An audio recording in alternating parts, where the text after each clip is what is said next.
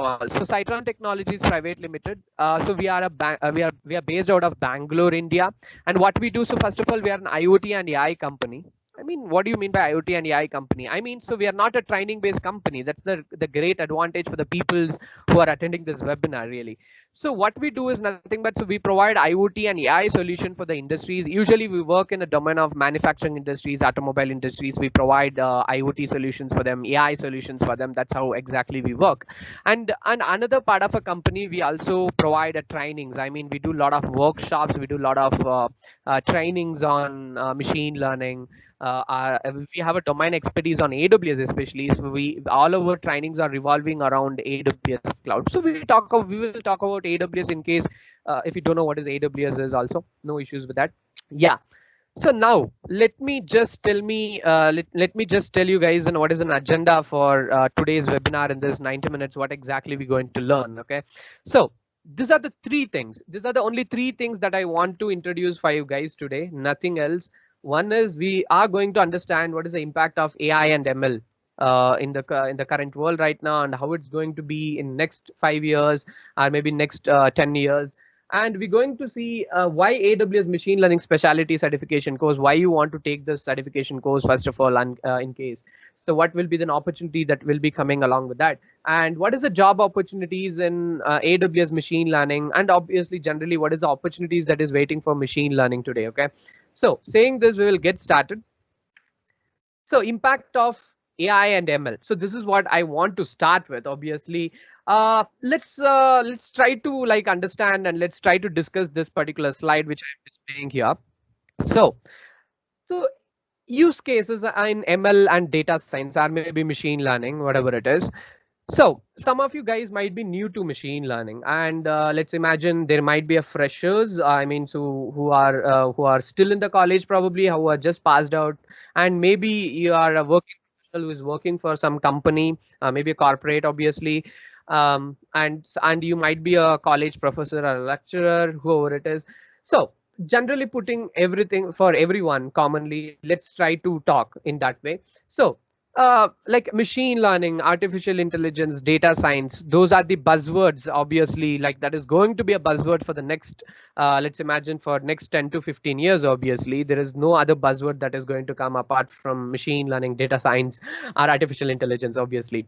So right now it's a trending, obviously, everywhere. You can see it may be any kind of industry. So like no worries in case if you're not coming from a machine learning background, that is completely okay.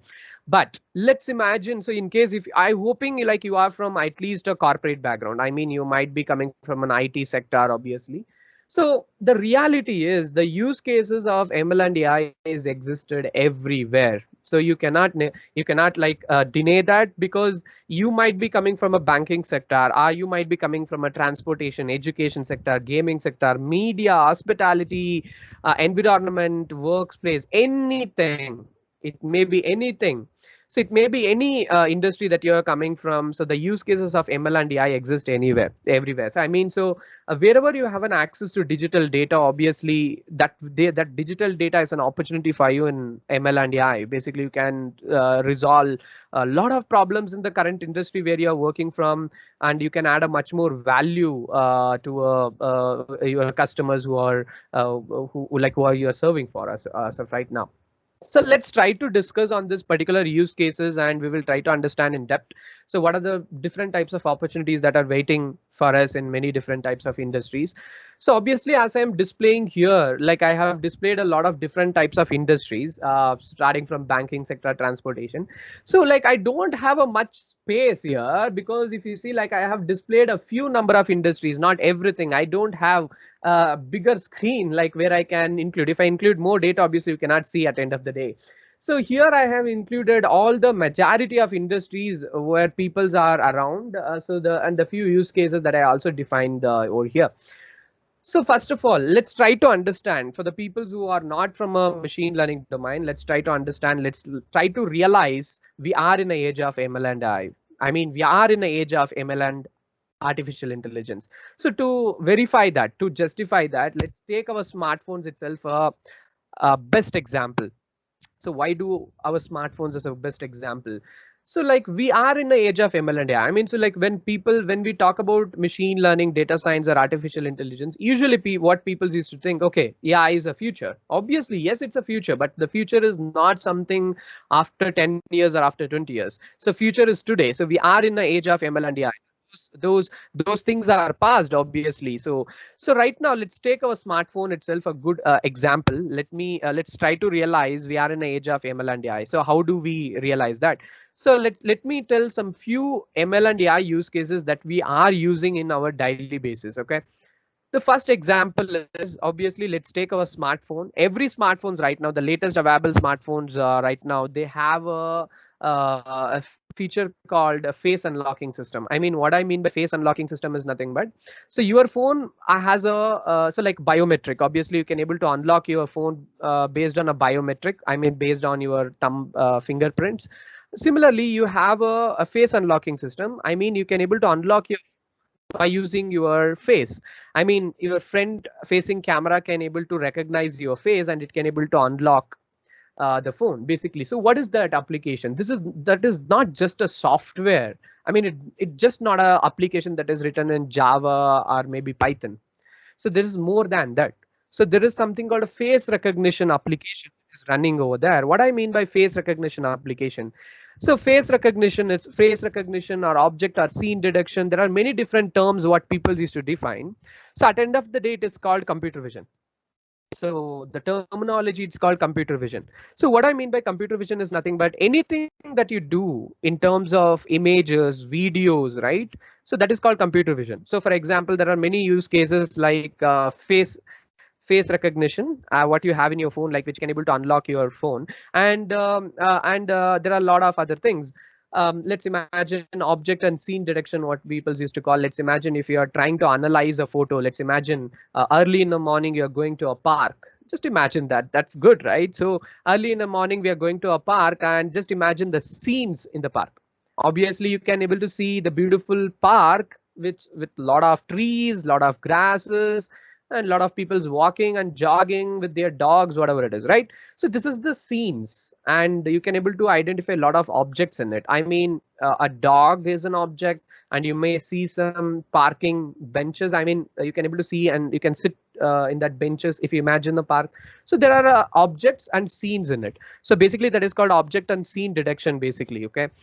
So that is one of the application again. And if you see computer vision as a great use case in medical sector, if we discuss, I mean, I have displayed a lot of use cases here. For example, health sector as a huge market when it comes to machine. I mean, if starting from cancer diagnosis, let's trying to identify, do you have a particular person has a cancer or not? It may be a brain cancer, it may be a lung cancer, or maybe a breast cancer, whatever it is. So AI is playing very important role. You don't imagine the market is really huge, and when it comes to medical sector, especially the market means it may be. What I mean by the job market inclusive to the product market, so where different type of companies serving different types of industries in terms of medical sector. So medical sector has a huge use case, and obviously, like let's also online shopping. Who denies that, right? Online shoppings. Obviously, we are right now in a very hardest situation right now due to COVID. I hope you guys are really safe. Be safe. That's the ultimate priority. First of all, be safe. And like right now, everything is happening in an online. It may be shopping that you're doing. It may be online shopping, and even people's work from home. Obviously, right now, so no one prefers to go and work in office, the severe situation what we are right now. And one thing you need to realize, the amount of innovation that is going on. So please realize this, the amount of innovation that is going on around us, because we are sticking to, we are working from home, and to enable the workplace the working from home workspace innovations, a lot of companies right now, they are coming with innovative projects into AI. Obviously, online shopping, let's take a good example as Amazon, Flipkart, for example, or maybe Zomato. Even that's an online shopping, only like you're ordering a food. Obviously, Zomato or Uber, they are putting a lot of innovation in AI and machine learning in order to be safe, and to, especially when you're talking about Zomato or let's imagine Swiggy, they are putting a lot of innovation to safe delivery, obviously. And when it comes to yeah, Amazon or maybe Flipkart, they are putting a lot of innovation in delivering their products also. If you see like online shopping, if we consider, there are a lot of use cases over there in online shopping, starting from, let's imagine, Amazon car recommendation system. Who don't love Amazon recommendation system, right? Let's imagine, okay, you are really interested to buy a MacBook, maybe MacBook Pro, whatever it is, or maybe some of the smartphones or whatever it is. Let's imagine you're simply Googling in Amazon and you're just taking a look of the reviews, whatever it is, right? And obviously, like Amazon immediately gives a recommendation system saying that the person who searched for this specific product also searched for this specific product. You should not deny it. You can able to see this. Obviously, if you are using Amazon it keeps on recommending it. Otherwise, let's imagine you bought an Amazon, you from an Amazon you bought a MacBook Pro, let's imagine, and again you will get a recommendation system saying that the person who bought this Amazon the person who has bought MacBook Pro has also bought some other products related to MacBook. Maybe you might have bought let's imagine additional like things like a mouse or maybe Apple phone, something else like that, right? So like Amazon used to give some such recommendations. Obviously, you can see the such recommendations in Amazon or maybe Flipkart, any other e-commerce website. Obviously, exemptions in it. So the use cases are existed everywhere. Like let's imagine aerospace industries as a use cases, obviously a space industry, a sports industry, as of there are a lot of use cases. Let me tell you some few use cases in sports industry where you can where we can try to understand the use cases. Like let's imagine who don't like cricket here. Obviously, I like cricket. Obviously, everyone probably aware about cricket. Obviously, right? Let's imagine the amount of innovation that is going in a cricket. First of all, there are a lot of innovation that is going on. Let's imagine starting. I'm talking about the real cricket. Let's imagine a person who is batting and person who is bowling. There's a lot of data that is being captured at the end of when the cricket is being performed, and a lot of data is being analyzed in a real time. And let's imagine when the wicket is taken, I mean when the wicket is taken, there's a lot of data is being analyzed. You can see this crazy ultrasonic sound analysis, and obviously they are using a lot of machine learning at the back end just to analyze whether the data is true or fake. And let's imagine one more use case, like where you can see our ex-cricket man Kapil Dev, right? You might be aware about that one. Kapil Dev has invested in small startup. Okay, so what exactly they are doing is nothing but, let's imagine you are so you want to become a cricket player. Let's imagine you want to become a cricket player, and you are a very much beginner in a cricket. You don't know how to swing the bat and how to bowl or how to bat it, how to like perform batting in proper way. So like this particular startup where Kapil Dev is supporting. So what is this startup is doing? They are putting a lot of electronics on the bat that you have. Just imagine you have a bat. On the sticker of that bat, they are putting a lot of electronics. And what is this electronics is basically is doing nothing but, so this your cricket bat connects to a smartphone that you have basically, and the data is directly transferred from that bat to your smartphone. So what is this really happening is nothing but, so they have a machine learning model what they have created. This machine learning model is created with the data sets of a lot of best cricket players that we have right now. You can imagine all the different types of cricket players. So all the cricket, based on all the cricket players data, they have created a machine learning model. And now with that data, so you can, whenever you are trying to whenever you're trying to perform a batting, so it can able to, your bat can able to completely monitor the swing, like the way that you're batting, the way that you need to hold your bat. So all this data is being captured from the way that you are batting, and that data is being sent to an Android application where your bat is getting connected, and directly it connects to internet, other things. Obviously that your data based on the data that is being transferred, I mean your data, the way that you're batting, the way that you're swinging the bat. So this data is being analyzed by the model, the machine learning model basically, and that model gives the suggestions for you saying that whether you are trying to bat properly or not. So this data is being compared to the existing cricket players, the national and international players, and it gives a suggestion for you. So the way that you need to bat, the way that you should not bat. So like this is the use case. Again, I can keep on mentioning a lot of use cases, obviously in a sport industry. Obviously mobiles I also discussed one use case in a mobile face unlocking system is a one use case what I discussed, and again the great application that I want to discuss in a mobile, right? So that is going to be your the personal assistants that you have. Right now, like during like when you guys joining our course, I mean when you're joining the meeting, so there is a person called Aditi who is actually inviting you guys to a meeting, if you realize that, right? So it's not me, it's my personal assistants, like how we have OK Google, and we know about Siri from Apple, and we know about Amazon Alexa, right? Those are the personal assistants. They are again called as deep learning technologies. We will talk about deep learning technologies in upcoming slides, obviously. So those are the deep learning devices, basically. So you can able to interact with your OK Google, you can interact with your Siri, Alexa. You can tell Alexa to sing some song, or mention some jokes or whatever it is. It can also make some calls. It can able to do some searching, right? It can do a lot of things again. So mobiles has a lot of innovations in terms of ML and AI. So entertainment industries, obviously there are a lot entertainment industries, even like they're using AI in a next level. So because right now, right now you might be aware about when it comes to media, I mean entertainment sector and movies, if you consider. So you might be have seen a 3D pictures, obviously where they're using VFX for graphics, all those stuff. Soon, like soon you will see a movies from AI. I mean, by using artificial intelligence, where they are constructing a movies, a complete Hollywood movies, you will see that movies very soon. That's how the things are going right now. So hospitality industries, obviously, they have a lot of use cases, medias, gamings.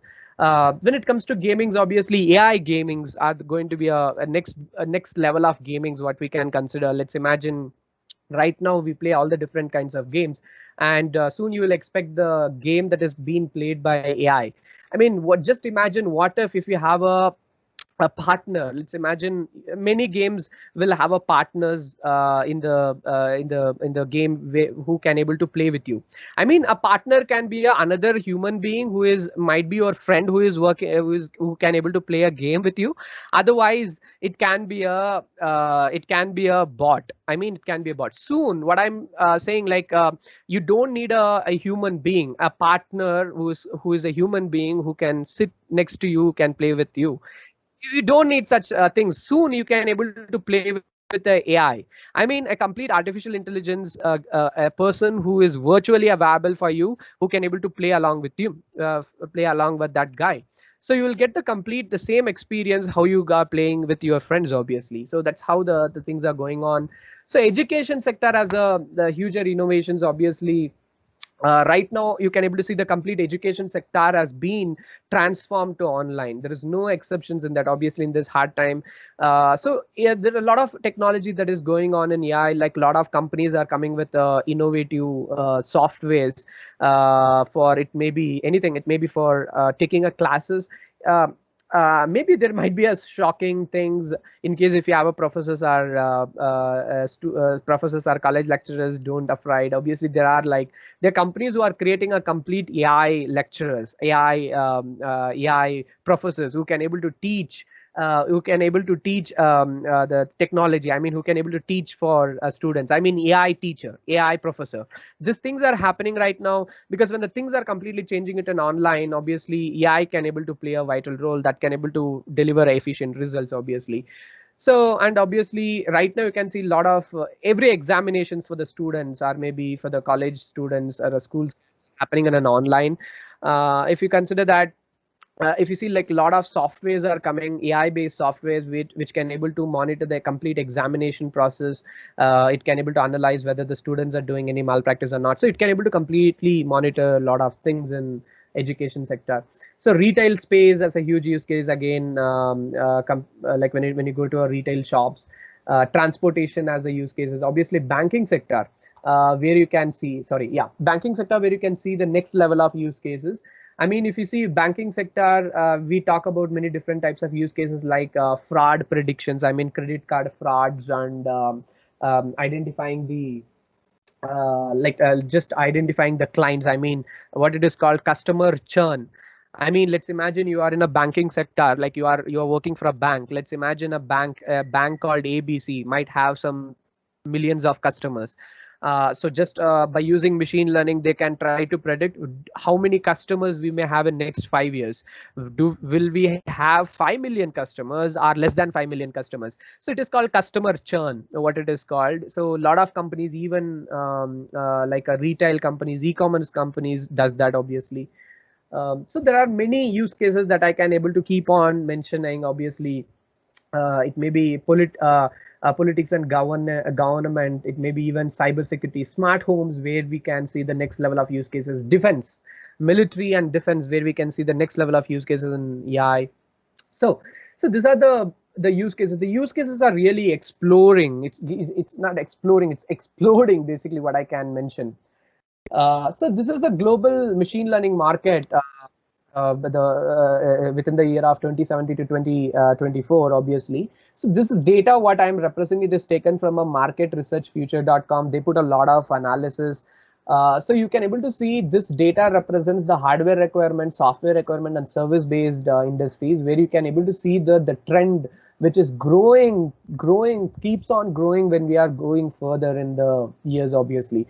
So you might be wondering, okay, like there is a lockdown in many countries, and you may think the technology may not grow.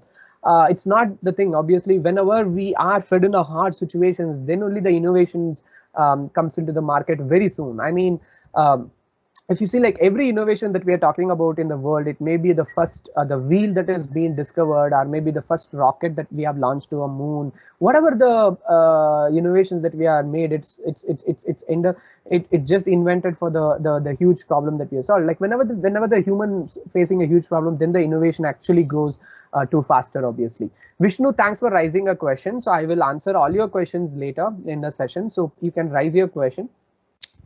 So please raise your hand, those who don't have an access to chat, obviously. So obviously we discussed about a lot of use cases. So there is obviously, there is no doubt about it. You might be coming from any industry. You might be coming from machine. You might be coming from, let's imagine, a banking sector, agriculture sector, or you might be coming from, let's imagine, space industry, whatever industry. The use cases existed everywhere. There is no doubt about it.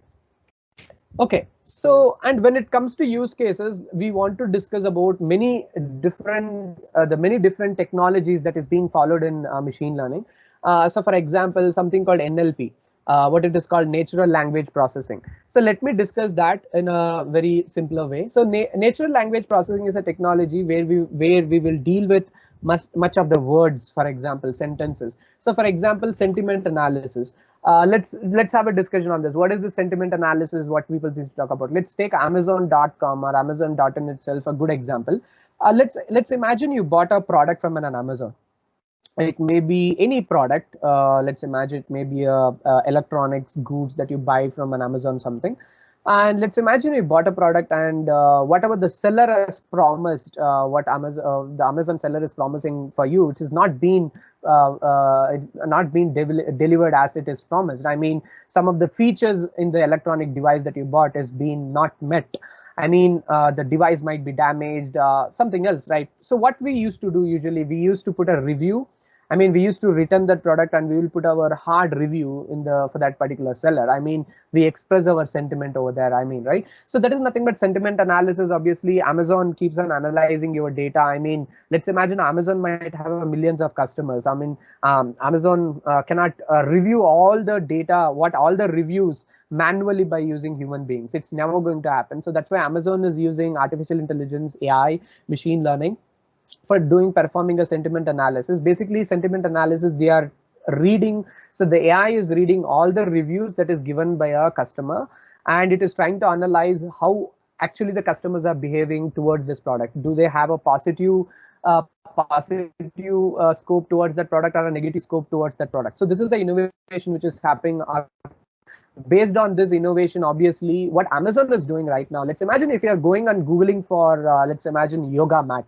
For example, if you're trying to buy a yoga mat, for example, so maybe hundreds of dealers might be, hundreds of sellers or dealers might be selling a yoga mat. So how come you might see some 3 or 4 yoga mats which is coming at the first position in the search when you're searching in Amazon.com or .in. So how is that happening really? It's not simply it is coming based on just the reviews itself. It is also based on number of sales that they made, reviews and sentiment. Obviously, they consider all these criteria. Amazon keeps on trying to deliver the best selling products in Amazon. Obviously, there are a lot of innovations that are happening.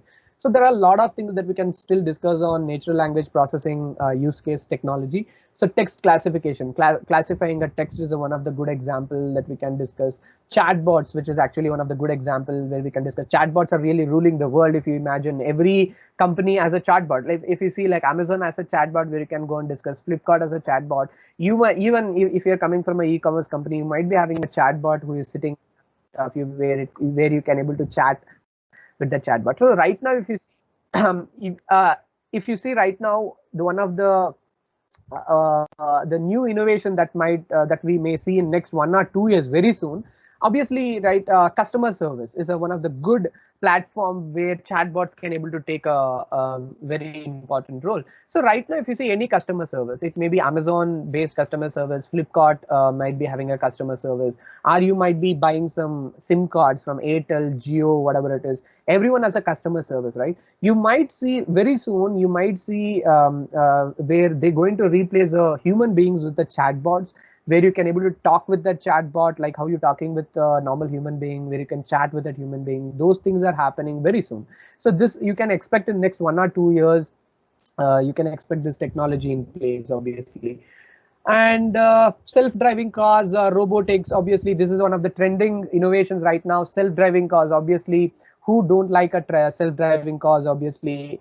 All the, like, for example, Tesla, obviously, who like Tesla, obviously, I like Tesla very much.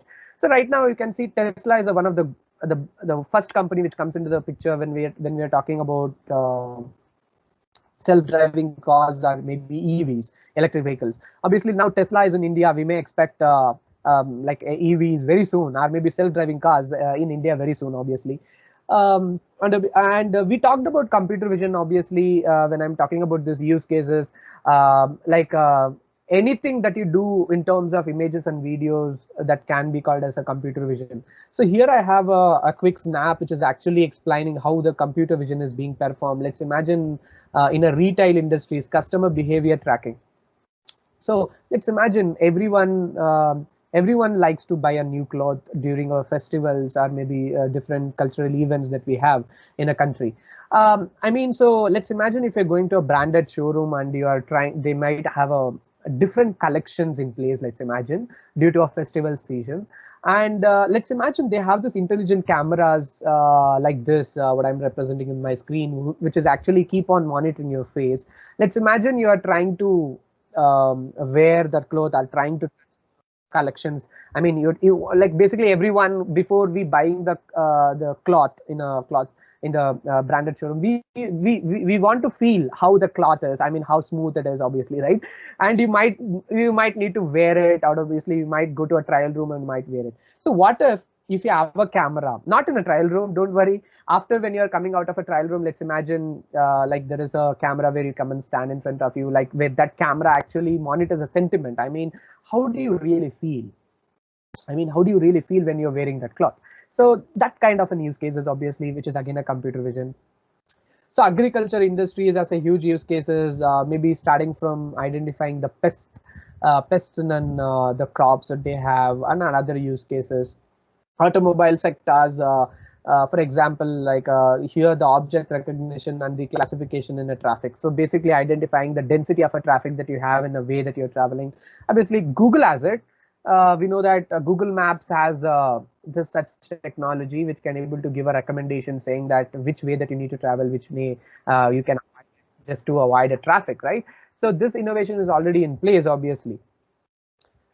So let's go and discuss some further things and we will try to understand. So the peoples who are new to machine learning, let's imagine if you're very much new to machine learning, you don't have any idea what is machine learning is. In a layman terms, let me help you to understand what is this really a machine learning is. So here I have a beautiful picture of a park which I am displaying. So what exactly you can able to see in this picture? Let's imagine don't forget about machine learning, forget about AI, forget about data science, everything. So just try to visualize this picture, what you're seeing here, and try to observe the data from it. I mean, I can see a beautiful park, and I can see a lot of grass, and I can see a lot of trees, and I can see a lot of peoples in the park. Looks like probably a morning time or maybe probably evening time. I can see a bench. I can see a different breeds of dogs here. And again, if you see like this dog which is carrying a ball in it. So what I'm really doing here, let us try to analyze what I'm really doing. So basically, I'm trying to capture objects and the scenes from this picture. So I can see the scene can be a park here, and I can see objects. It can be a bench, or maybe a ball, or maybe a dog, or maybe different human beings in a different age. I can see all this data. I can observe all this data. So first of all, let's try to analyze. Let's try to question yourself. So I want you to question yourself. How come you know this is a park? I mean, how come this you know this is a park? And how come you know this is a tree? And how come this you know this is a grass? And how come you know this is a dog? And how can you differentiate between different breeds of dog? And how come you can able to differentiate this is a man and this is a woman, and the different age groups? Obviously, how can you do it? So that's let's try to analyze that. First of all, this is how the machine learning also works. Let's consider let's go back. Okay, you might be in 20s or 30s and 40s. Let's go back to our first year, when you're a newborn baby, just a 1-year-old baby, right? Let's imagine if I'm displaying the same picture of a park to this baby. If I'm telling that baby to identify an objects and scenes from it, can he do it? No, it is impossible. A newborn baby, barely he or she can able to identify his mother and father. Obviously, other than that, he doesn't know anything. I mean, what if you see like your human brain, so it's completely empty and fresh. I mean, you don't have any data that is stored in your brain, basically. So what happens? Let's imagine then you might go to a play school around 3 years or 4 years, and you might learn some few things: how to play, how to talk, how to walk, right? So what is this? What is this learning that you're really learning here? Is nothing but the data that you're consuming is nothing from your environment. You will learn how to talk your own mother tongue. It may be English or Tamil or Kannada, whatever it is. It may be Hindi. You use the first learning that will come from your parents. Obviously, you will learn the language. So then your human brain keeps on putting some lot of data. So saying this, if we see together, then you may go to a primary school, you learn different languages, then you may go to a higher school, then you may go to a job, then you become a senior in your job, then you become a senior citizen, and obviously finally we die. That's not a matter right now. But anyway, so what I'm trying to explain here, the learning curve here, it's keep on exponentially growing. So what is happening here, the amount of data that you consume and you become much more better in it, obviously, right? So the amount of experience what senior persons will have, obviously kids and the school children or college students, they're never going to have it. So what is the understanding here is nothing but this is how really a machine learning also works.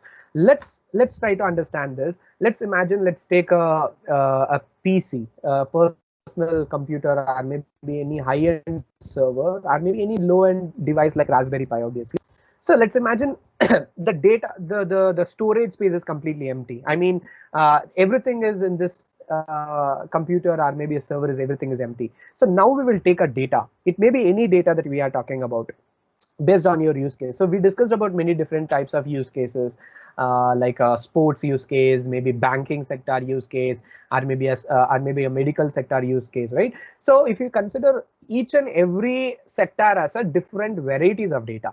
Let's imagine when it comes to medical sector, cancer diagnosis, lung cancer, liver cancer, whatever the diagnosis. So basically we deal with images. I mean, the data will be an image. Similarly, let's take into banking sector as a use case. There, if you see, your data will be much of a integers, string data, obviously.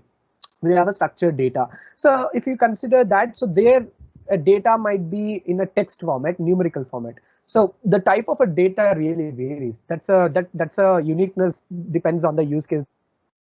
So so at the end of the day, our job is to teach a data for this machine. So let's consider. So we have a data. let's take a data which is in a CSV file. Okay, we have a CSV file. So we take this data, we teach this data to your machine. So once your machine has learned this data, it becomes much more better. I mean, it becomes much more experienced in that data. It knows all the patterns in that data. Patterns is nothing but, let's imagine, okay, let's imagine uh, I'm capturing a complete banking data of yours.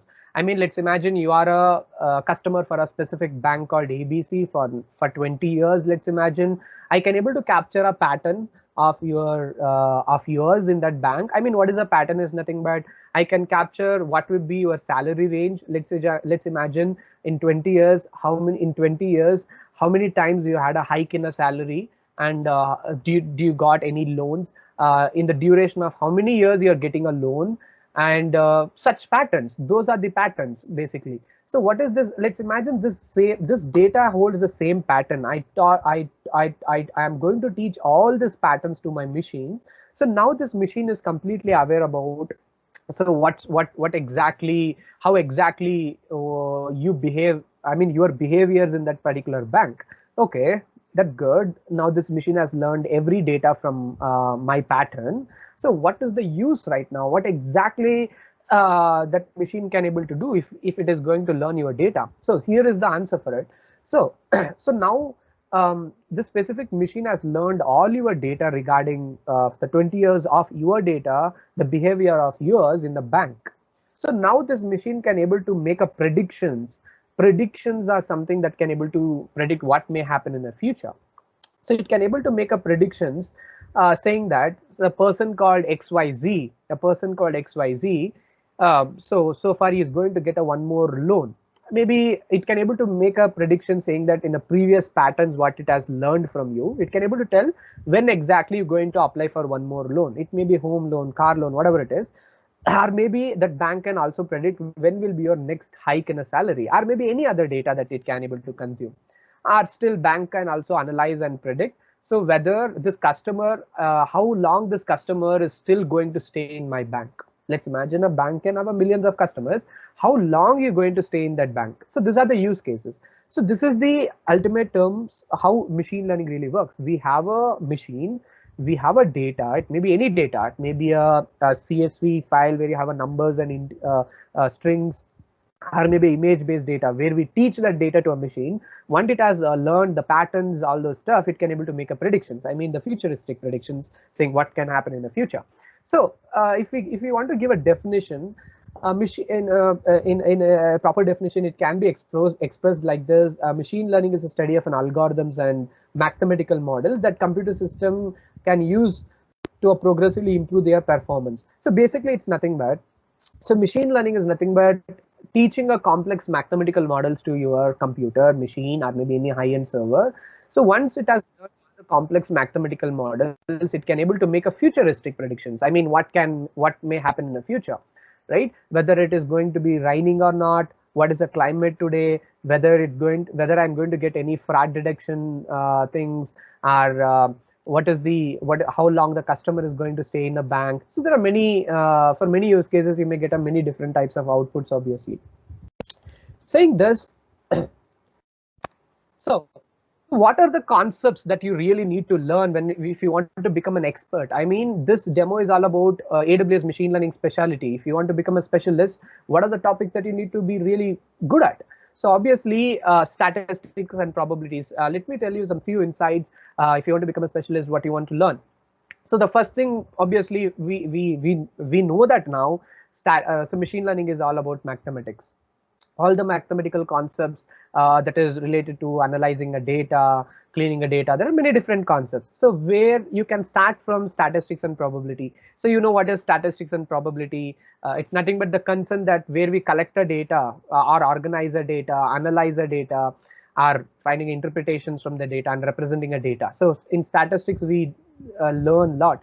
So there are many different types of basics that we learn, like called mean, mode, median, standard deviation, variance. So these are the topics where which are going to help you to analyze your data, first of all, to organize your data, to analyze your data. So first of all, why do you need to analyze your data in a first hand? So let me share my real data. Let's imagine, let me share a real-time data of a bank. So this data is going to be in a CSV file. Let's try to analyze what it is. So this is a banking sector data basically. I mean, I have an individual customer's data here. I mean, I have all the relevant informations of that particular customer. So here you can able to see this. So here I have a CSV file with many features I can able to see from this. I can see what's the age of a person. I have many age groups. I have almost, if you see, 41,000 data sets. What this can be called as a data sets. You can say I have an age of a person and the job role, whether it's a blue collar job, white collar job, whatever it is, and marital status, whether he is married, education status, whether he has got any loans or not, and contact type information, whether he has a cell phone, cellular, and some other details that that I can able to use this. So this is a banking sector data where I have all the customer related data. So first of all, okay, this data makes sense. You have a many different features, particular customer. So then what is statistics and probabilities really going to do that? So let's also now let's go back to the same example what I discussed here. So let's imagine a school kid or maybe a college kid, whoever it is. Okay.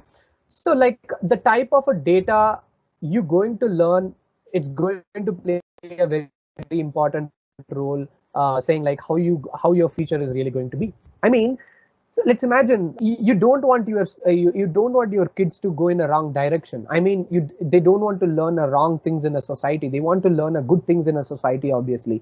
So if they learn a good things in a society, they will end up in a good citizens, obviously. This is a deal, right? It's the same thing in a machine learning. So let's consider the same data. So this is the same data what we have. Let's imagine always the data that you might have for any use case, it may be, your data might not look good as you expected. I mean, your data might have a lot of garbages. You need to remove that garbage from it before you train that data to your machine, right? So that is the problem. So that's where we use concepts like statistics, probabilities, data engineering concept, basically to resolve this problem, basically. And obviously you have 40,000, I have 41,000 columns here. Sorry, 41,000 rows here. I cannot analyze each and every rows individually. I cannot check, okay, what is the age of this person? What is the age of this person? What is the salary? What type of job he has? I cannot analyze just by scrolling this down. So that's where we do visualization. I mean, there we use some visualization techniques where we analyze the data. And there are so many visualization techniques where you can use that one to eliminate the garbage in the data. So statistics and probabilities are very important basics that you want to learn.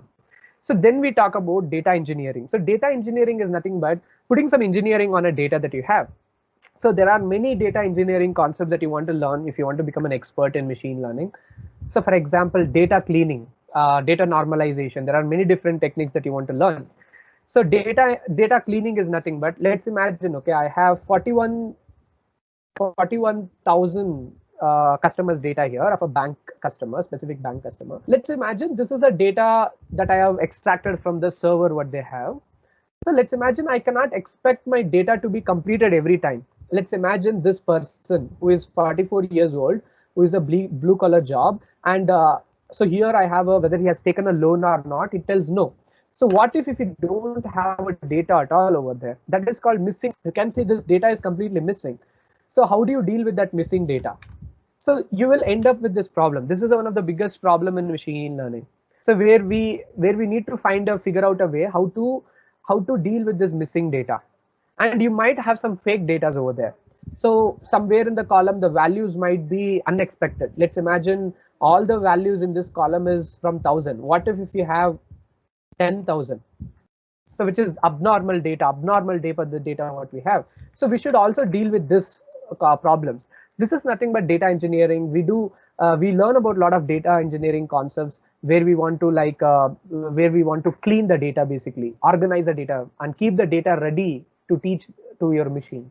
So this is the concepts in data engineering that we want to learn. So obviously, as I told you, data visualization is one of the important concepts. So you cannot visualize the data just in a CSV file, just scrolling down all the 41 columns. Is it possible? No, never, ever. That's where we talk about data visualization techniques. We know like data visualization techniques is nothing but we use different kinds of graphs. Obviously, there are different graphs which can able to give a different insights for you. So for example, let's imagine if I want to analyze a time series data. Let's imagine, let's take a example of weather forecasting. Otherwise, let me throw that weather forecasting. Let me introduce a new use case for you guys where you can understand it clearly. So let's imagine I'm collecting a lot of data from your home, electronic appliances. Okay, you have a washing machine, fridge, water geyser, whatever electronics you have. I collect all the data from that electronics. Let's imagine I'm collecting how much current that is consuming, how much load it is consuming, how much electricity bill that you're paying. I have all this data, let's imagine, for a next 3 years. So that is going to be a time series data, correct? So the data that depends on a time, it's called time series data. So if you want to analyze a time series data, what kind of graph we use? Obviously, we may use a line graph.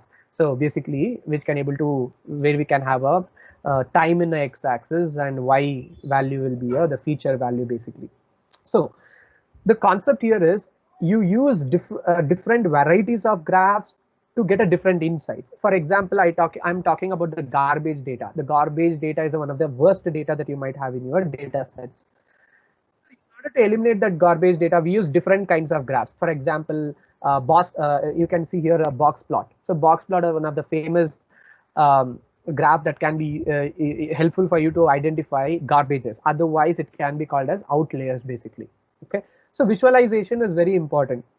So where we have to learn how to visualize the data. Otherwise, you won't if you don't know how to visualize the data, you don't know whether your data is clean enough to train your machine. So, and obviously when it comes to machine learning, artificial intelligence, people talk about deep learning. So what is this deep learning is really about? So when it comes to a deep learning, you can able to see people's represent something like this in this picture. If you see, which looks something like a circle, circle, circle. So it's very simple. Nothing, it's not a big deal. It's nothing but the concept that is derived from our human brain. So we know that human brains as a neurons, basically neurons which is carrying information from one part of a brain to another part of a brain as an electrical signal, obviously, right? Let's imagine if you are trying to talk to a specific person who is in front of you, there's a lot of neurons in your brain which is actually firing in order to transmit that signal, basically. It's the same concept which is actually derived from a human brain. That's how exactly a deep learning works. So you can see all these circles here, which actually represents an individual neuron, which carries some information in it. So each and every neuron in a deep learning holds a number in it, which can be called as a weights. So neuron, artificial neural network, what it can be also called, it can have more than one layer. So for example, the initial layer can be input layer. The final layer can be called as an output layer. This can be an input layer. So the middle layers can be called as a hidden layers. This is a concept we're going to also talk about deep learning. We're going to explore deep learning in this particular course in depth. So basically, as I told you, neurons are basically a concept which is actually derived from a human brain. So each and every neuron holds a specific electrical signal. Whenever it has enough signal, it will transmit that signal to a next neuron which has been connected with. So which actually the concept of carrying information. So, and one more concept that we want to discuss when it comes to deep learning. So in case if you're coming from a deep learning background, let's imagine, in case if you're coming from ML background, obviously you might be knowing this. Obviously, when we are dealing with computer vision based applications, I mean, let's take this itself a good example for betterment of understanding. Let's imagine I have this CSV file, which is just 100 KBs or something. I mean, the size of a file is going to be very small. Let's imagine. And let's imagine I have an image data set. Let's imagine I want to perform a cancer diagnostics project. I mean, I want to build a cancer diagnosis project, maybe liver cancer, stomach cancer, whatever it is. I might be holding an image data over there. So comparing with image data, this data is going to be very small. This banking sector data is very, very, very small. So again, if you see this computer vision based cancer diagnosis data might be in GBs, maybe 1 TB, whatever it is. It may be the size of a data can be really huge. So why? So then what is that to be do with cortical columns that I'm talking about here? So cortical columns are nothing but, this is how you might be aware about GPUs, graphical processing units in your computer. A computer has CPU and a computer can have a GPU also. So GPUs are used for processing a graphics. You might be you want to play a game or something, right? Like that, right? Like all the images, let's imagine if you're trying to watch movies, high definition movies in your laptop, your GPU plays very important role. When it comes to machine learning, when it comes to computer vision based application, GPU plays very important role when it comes to machine learning. So let's try to understand how this really a GPU is also working, how that concept is actually derived. So cortical columns are nothing but it's nothing but a specific part in our human eye. So we have a human eye as a cortical columns, so which are stacked something like this, which how I'm representing my screen towards my right side.